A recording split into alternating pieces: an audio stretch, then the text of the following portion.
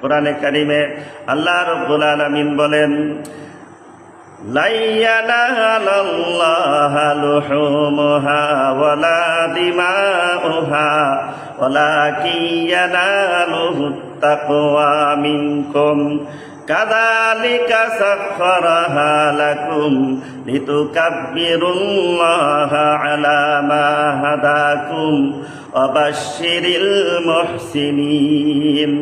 আল্লাহ রাব্বুল আলামিন বলেন, কুরবানির পশুর রক্ত মাংস আদৌ আল্লাহর কাছে পৌঁছায় না, বরং আল্লাহর কাছে পৌঁছায় তোমাদের মনের তাকওয়া, অর্থাৎ তোমাদের মনের ইখলাস, তোমাদের মনের আন্তরিকতাটাই আল্লাহর কাছে পৌঁছায়।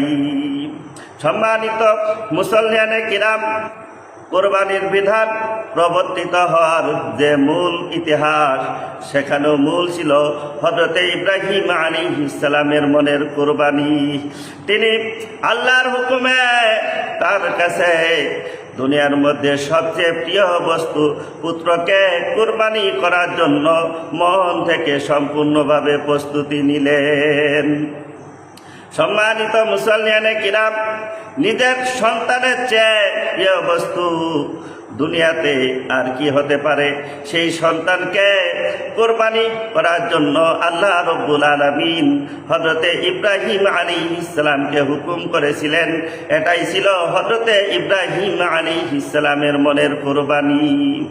নিজের সন্তানের চেয়ে প্রিয় জিনিস দুনিয়াতে আর কি হতে পারে? সেই সন্তানকে কোরবানি করার জন্য আল্লাহ রাব্বুল আলামিন হযরতে ইব্রাহিম আলাইহিস সালামকে হুকুম দিয়েছিলেন।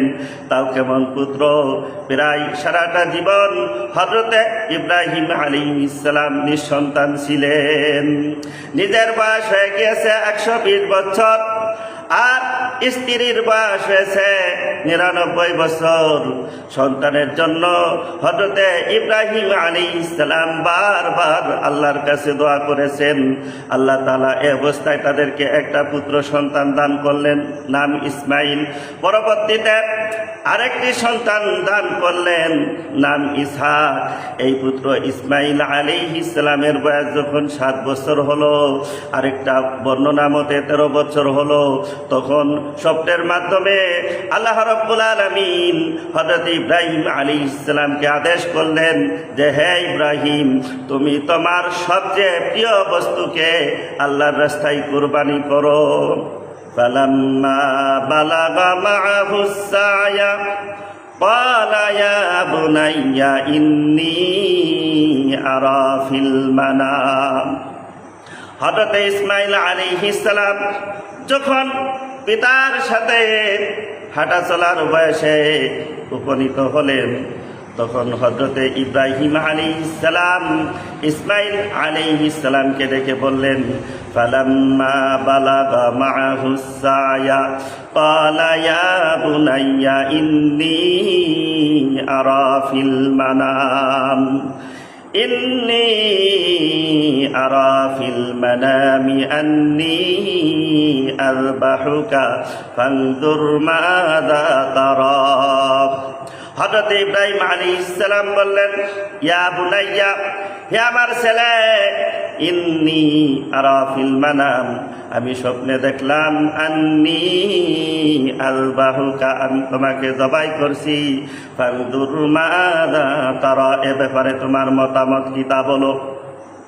সম্মানিত মুসল্লিয়ানে কিরাম, আল্লাহ রাব্বুল আলামিন ইব্রাহিম আলাইহিস সালামের প্রতি পুত্রকে কুরবানি করার নির্দেশ দিয়েছেন। এতে পুত্র রাজি না থাকলেও তিনি জবাই করতেন। তারপরেও কেন জিজ্ঞাসা করলেন? জিজ্ঞাসা করার কারণ হলো পরীক্ষা করার জন্য। নবীর ছেলে পরীক্ষায় ফেল করার নয়।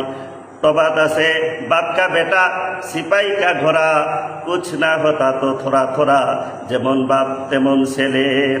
সম্মানিত ভাইরা আমার, হযরত ইব্রাহিম আলাইহিস সালাম পুত্র ইসমাইল আলাইহিস সালামকে বললেন, আন্নী আযবাহুকা ফানজুর মাযা তারা, হে বৎস, আমি তোমাকে স্বপ্নের ভিতরে দেখলাম, আমি তোমাকে জবাই করছি, ফানজুর মাযা তারা, এ ব্যাপারে তোমার মতামত কি? হযরত ইসমাঈল আলাইহিস সালাম বললেন, قال يا أبت افعل ما تؤمر। হে আমার পিতা, আপনি যে ব্যাপারে আল্লাহর পক্ষ থেকে আদিষ্ট হয়েছে তা কার্যকর করুন, বাস্তবায়ন করুন। সাতাজিদুনি ইনশাআল্লাহু মিনাস সাবিরিন। যদি আল্লাহ চান অবশ্যই আপনি আমাকে সবরকারীদের মধ্যে পাবেন। হে আমার পিতা, আপনি আমাকে জবাই করার পূর্বে আমার হাত পা শক্ত করে বেঁধে দিবেন, যাতে আমি নড়াচড়া না করতে পারি। নড়াচড়া করলে জবাই করতে কষ্ট হবে, রক্ত ছিটে গিয়ে আপনার গায়ে লাগবে। আর আমাকে উপর করে শোয়াবেন, আর ছুরিকানা ভালোভাবে ধারালো করে নেন, যাতে করে দ্রুত আমাকে জবাই করতে পারেন।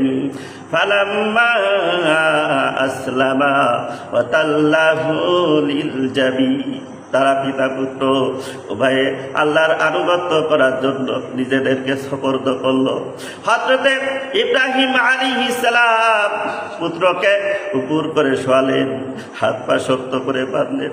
হাত পা শক্ত করে বেঁধে হযরতে ইব্রাহিম আলাইহিস সালাম পুত্রের গলায় ছুরি চালায় দিলেন। ওয়ানাদাইনাহু আইয়া ইব্রাহিম ফালাম্মা আসলামা ওয়া তাল্লাহু লিল জাবিন ওয়ানাদাইনাহু আইয়া ইব্রাহিম। তারা পিতা পুত্র উভয়ে আল্লাহ পাকের আনুগত্য করার জন্য নিজেদেরকে সুপর্দ করলো। আর হযরত ইব্রাহিম আলাইহিস সালাম পুত্র ইসমাইলকে উপর করে শোয়াই দিলেন, হাত পা বাঁধলেন, ছুরি চালালেন। আল্লাহ রাব্বুল আলামিন ডাক দিয়া বললেন, ওয়ানাদাইনাহু আইয়া ইব্রাহিম ক্বাদ সাদ্দাকতার ইয়া ইন্না কাযালিকা নাজজিল মুহসিনিন ইন্না হাযা লাহুয়াল বালাউল মুবিন। হে ইব্রাহিম, তুমি তোমার স্বপ্নকে বাস্তবে পরিণত করেছো। এভাবে আমি আল্লাহ রাব্বুল আলামিন নেককার বান্দাদেরকে পুরস্কৃত করে থাকি। হে ইব্রাহিম, এটা ছিল মহা পরীক্ষা, তুমি সেই পরীক্ষায় সফলতার সাথে উত্তীর্ণ হয়েছো। সম্মানিত ভাইরা আমার, হযরত ইব্রাহিম আলাইহিস সালাম পুত্র ইসমাঈল আলাইহিস সালামের গলায় ছুরি চালিয়েছিলেন, কিন্তু দেখা গেল পুত্র জবাই হলো না, তার স্থলে ওই দুম্বাটি জবাই হয়ে গেল, যেটা আল্লাহ রাব্বুল আলামিন জান্নাত থেকে পাঠিয়ে দিয়েছিলেন। এই ঘটনায় দেখা গেল পুত্র জবাই না হওয়া সত্ত্বেও আল্লাহ রাব্বুল আলামিন বললেন হযরত ইব্রাহিম আলাইহিস সালাম পরীক্ষায় পাশ করেছেন।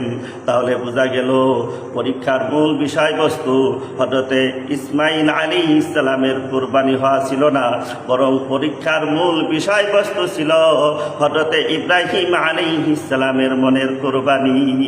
তিনি যখন মন থেকে তার কাছে সবচেয়ে প্রিয় বস্তু পুত্রকে কুরবানি করার জন্য প্রস্তুতি নিলেন, তিনি আল্লাহর হুকুমে তার কাছে আল্লাহর জন্য হযরত ইব্রাহিম আলাইহিস সালাম আল্লাহর জন্য তার কাছে দুনিয়ার মধ্যে সবচেয়ে প্রিয় বস্তু পুত্রকে কোরবানি করার জন্য উদ্যোগ নিলেন।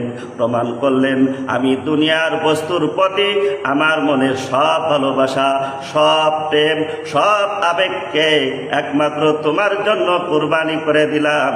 তখনই হযরতে ইব্রাহিম আলাইহিস সালাম পরীক্ষায় পাশ করলেন।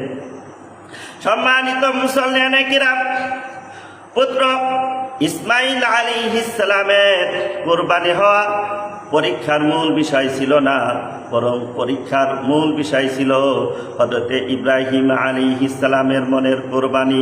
যদি হযরতে ইসমাঈল আলাইহিস সালামের কুরবানি হওয়া কাম্য বিষয় হতো আল্লাহর কাছে, তাহলে হযরতে ইসমাঈল আলাইহিস সালামই কুরবানি হয়ে যেত।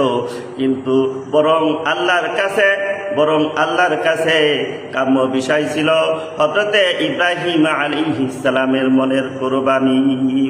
সম্মানিত ভাইরা আমার, হযরতে ইব্রাহিম আলাইহিস সালামের এই আদর্শকে ধরে রাখার জন্য আমাদের উপরও কুরবানির বিধান দেওয়া হয়েছে। আন যায়েদ ইবনে আরকাম রাদিয়াল্লাহু তাআলা আনহু قال, এই হাদিসটি হযরতে যায়েদ ইবনে আরকাম রাদিয়াল্লাহু তাআলা আনহু থেকে বর্ণিত। তিনি বলেন, قال أصحاب رسول الله صلى الله عليه وسلم ما هذه الأضاحي يا رسول الله। আল্লাহ নবীর সাহাবীরা জিজ্ঞাসা করলেন, ইয়া রাসূলুল্লাহ, এই কুরবানিটা কি? আল্লাহর নবী বললেন, قال سنة أبيكم إبراهيم عليه السلام, এটা হলো তোমাদের জাতির পিতা হযরতে ইব্রাহিম আলাইহিস সালামের আদর্শ। সম্মানিত মুসল্লিয়ানে কিরাম, তাহলে হযরতে ইব্রাহিম আলাইহিস সালামের মতো মনের কুরবানি দিতে পারাই হলো এই কুরবানির শিক্ষা। অতএব আমরা যদি আল্লাহর হুকুম পালন করার জন্য আমাদের মনের সব রকম জজবাকে কুরবানি দিতে পারি, যেমন সম্পদের মায়াকে উপেক্ষা করে সম্পদ আল্লাহর রাস্তায় ব্যয় করতে পারি, সম্পদ সঞ্চয় করে রাখার মোহকে কুরবানি দিয়ে যাকাত দিতে পারি, হজ করতে পারি, মানুষের ভালোবাসার উপর, ছেলে মেয়ে পরিবারের ভালোবাসার উপর আল্লাহ এবং আল্লাহ রসুলের ভালোবাসাকে প্রাধান্য দিতে পারি, এভাবে সব স্থানে মনের কুরবানি দিতে পারি, তাহলে এই কুরবানির শিক্ষা আমাদের মধ্যে এসেছে বোঝা যাবে।